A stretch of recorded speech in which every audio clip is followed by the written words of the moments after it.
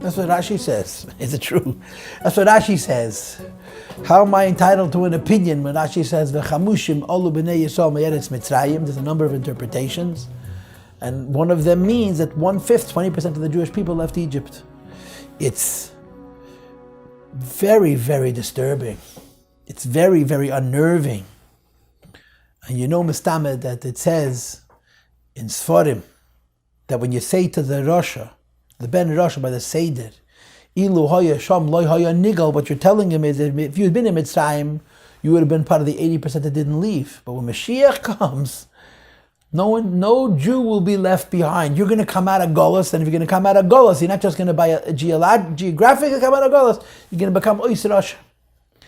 You asked me a question which doesn't really take any time to answer, so I'll share with you a Chassidish word, which is also very poignant, very powerful.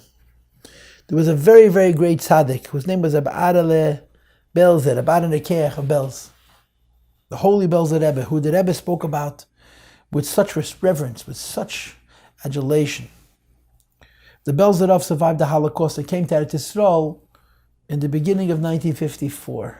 Yeah, Shvat, Tav Shin Daled, Tadash. He was in hiding in Hungary. He was living in Galicia originally. When the war started, he came to Hungary. Hungary was occupied by the Nazis only in 1944.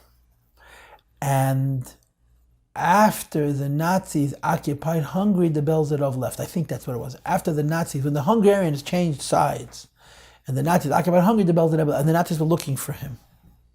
And he went through Turkey and he came to Israel. Turkey, Syria, Israel.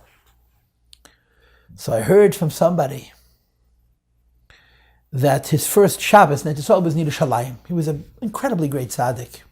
He was a ish ruch ish eliki. There was nothing worldly about him. He was a giant. So that first Shabbos, when he arrived in Eretz Yisrael, he said a Torah. Kederach Sidi Rebbe, the tzaddikim from Poland, he had a short little Torah. What was the Torah that he said? That now you have to sing Shira. Az Yashabej of Israel.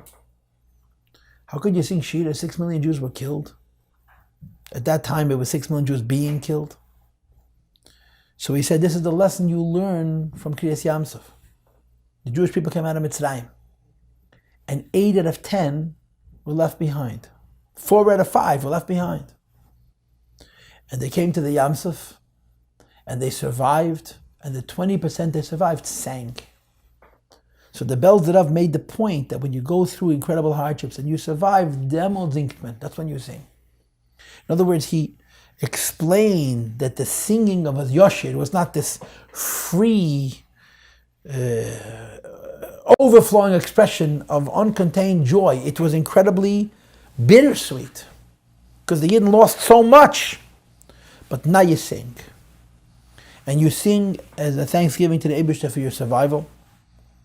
And you sing as an asinas koyach for the life that you're going to have going forward. Right? The Jewish people are amazing survivors, as we've proven in the last century. And the reason we survive is because we don't look back, because we look forward, because we sing. We sing. You come out of a Holocaust and you sing. And this is a very unusual spin on Oz Yosher, from a very, very famous tzaddik who not only said the Vort, but he said the Shira after he himself survived the Nazis. The Rebbe also discusses this, and he actually brings opinions that it was not 20% that went out, but 2% or 0.5%. In other words, many, many Yidden died. And the Rebbe says that the lesson has to be that if you survived, you shouldn't see yourself as a survivor, one out of many. You should see yourself as the future.